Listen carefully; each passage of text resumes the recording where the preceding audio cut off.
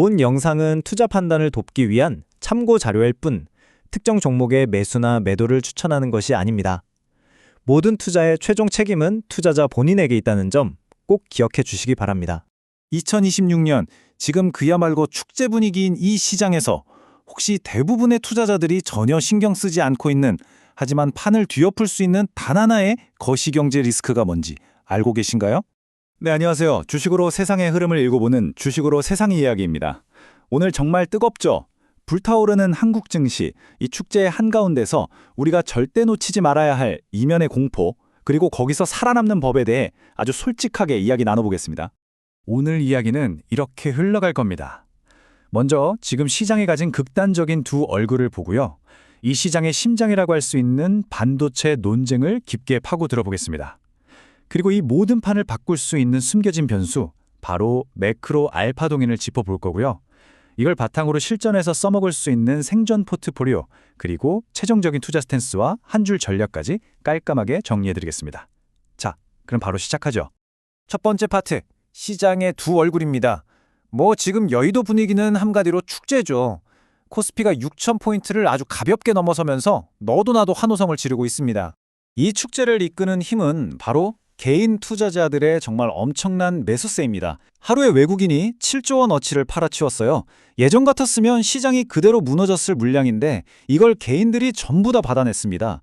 제 20년 경험으로도 이런 광경은 2008년 금융위기 직전에나 봤던 것 같아요. 대단한 확신이죠.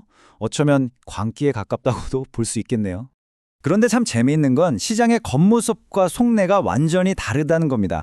한쪽에서는 요즘 돈 벌기 너무 쉽다면서 축제가 벌어지고 있지만, 다른 한쪽, 특히 과거에 쓴맛을 다 봤던 펀드 매니저들의 트레이딩 룸에선 옛날 생각나서 자꾸 불안하다는 목소리가 커지고 있어요. 지수는 오르는데 그걸 못 쫓아가니 괴롭고 과거의 트라우마는 떠오르고, 바로 이 팽팽한 긴장감이 오늘 우리가 풀어야 할 숙제입니다. 그럼 이 시장을 움직이는 엔진이죠. 반도체 논쟁의 속내를 한번 들여다보겠습니다. 완전히 다른 생각을 가진 두 전문가의 포트폴리오를 비교 분석하면 지금 시장을 어떻게 봐야 할지 그 기준이 명확하게 보일 겁니다. 자, 이 표를 한번 보시죠. 정말 흥미롭습니다. 왼쪽은 코스피 7,900 간다고 외치는 초강세론자 빈센트의 포트폴리오고요. 오른쪽은 리스크 관리가 최우선인 균형론자 알렉스의 포트폴리오입니다. 가장 큰 차이 혹시 보이시나요? 바로 핵심 종목이죠. 빈센트는 SK하이닉스의 무려 65%, 거의 몰빵에 가까운 베팅을 하고 있어요. 반면에 알렉스는 삼성전자를 20%만 담고 나머지 절반은 미국 국채나 금, 현금 같은 안전자산으로 꽉 채웠습니다. 똑같은 상승장을 보면서도 대응하는 방식은 완전히 다른 거죠. 강세론자들의 논리는 아주 명쾌합니다. 이 반도체 슈퍼사이클의 과실을 가장 크고 화끈하게 먹을 수 있는 주식에 집중하자, 이거죠. SK하이닉스처럼 시장보다 더 민감하게 움직이는 소위 말하는 고베타 주식으로 수익을 극대화하겠다는 전략입니다.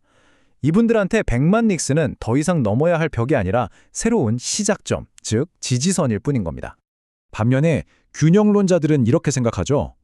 수익을 좀 덜 내더라도 내 돈을 지키는 게 먼저다. 이게 제일 원칙이에요.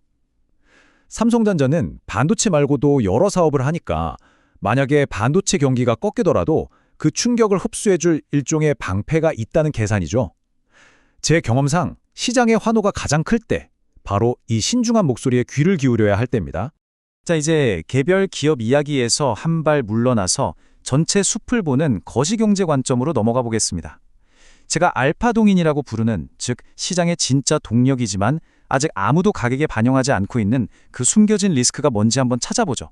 여기서 알파동인이라는 게 뭘까요? 이건 신문에 대문짝만하게 나는 그런 뻔한 뉴스가 아닙니다. 오히려 대부분이 그냥 지나치고 있지만 일단 현실화되면 시장의 흐름 자체를 바꿔버릴 수 있는 결정적인 거시 변수, 진짜 초과 수익. 알파는 바로 이 동인을 남들보다 한 발 앞서 읽어내는 데서 시작됩니다. 그렇다면 지금 시장의 알파 동인은 과연 뭘까요? 저는 여러 데이터를 종합해 볼 때 미국과 중국의 관계 개선 가능성을 꼽고 싶습니다. 사실 지금 시장은 미중 갈등이 계속될 거라는 가정 위에 세워져 있거든요. 그 덕분에 한국 반도체 같은 산업들이 반사이익을 본 것도 사실이고요. 그런데 만약에, 정말 만약에 이 두 나라가 갑자기 화해 모드로 돌아선다면 어떻게 될까요?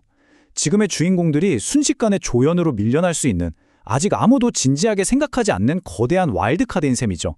이런 상황 어딘가 익숙하지 않으신가요?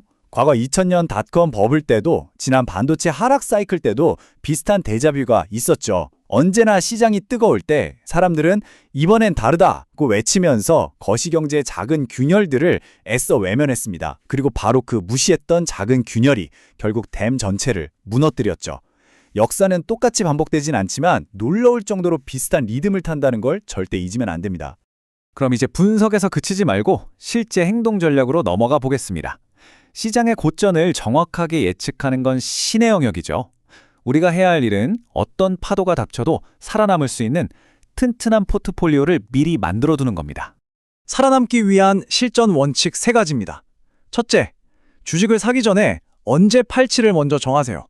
즉, 퇴출 계획부터 세우라는 겁니다. 시장 분위기가 아니라 정해진 원칙에 따른 손절만이 유일한 보호막이 될 겁니다. 둘째, 변동성을 적으로 만들지 말고 친구로 만드세요.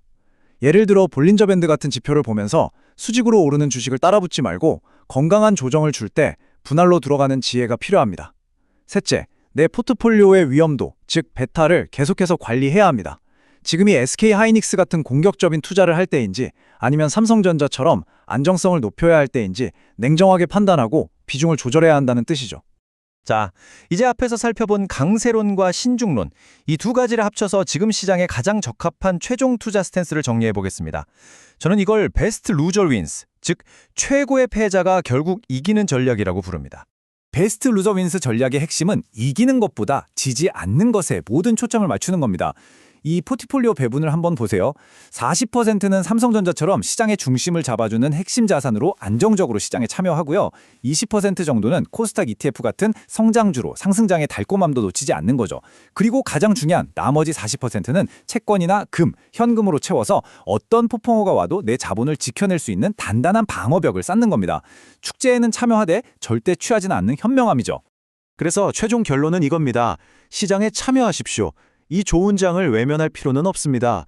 하지만 반드시 명확한 퇴출 계획을 손에 쥐고 참여해야 합니다. 축제를 즐기세요. 다만 언제든 음악이 멈추고 파티장 불이 켜지기 전에 가장 먼저 빠져나올 수 있도록 항상 출입문 가장 가까운 곳에 서 계십시오. 그것이 지금 우리에게 필요한 자세입니다. 오늘 나눈 이 긴 이야기를 단 한 문장으로 압축한다면 뭘까요? 여러분이 앞으로 어떤 투자 결정을 하던 중심을 잡아줄 핵심 원칙을 말씀드리겠습니다. 시장의 축제에서 현명한 투자자의 진짜 임무는 가장 화려하게 춤을 추는 것이 아니라 항상 비상구가 어디에 있는지 잊지 않는 것이다. 이것이야말로 베스트 루저 윈스 철학의 전부이자 이 험난한 변동성의 파도를 넘어설 수 있는 유일한 길이라고 저는 믿습니다. 마지막으로 이 질문을 여러분께 던져봅니다. 시장은 지금 우리에게 끝없이 성장할 거라는 달콤한 이야기를 들려주고 있습니다.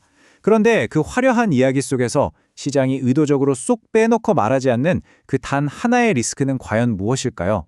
어쩌면 그게 오늘 우리가 함께 찾아본 바로 그 알파 동인일지도 모르겠습니다. 꼭 기억하십시오. 주식시장은 예측의 무대가 아니라 대응과 생존의 무대입니다. 오늘 내용이 여러분의 투자 프레임워크를 한 단계 더 단단하게 만드는 데 도움이 되었기를 바랍니다.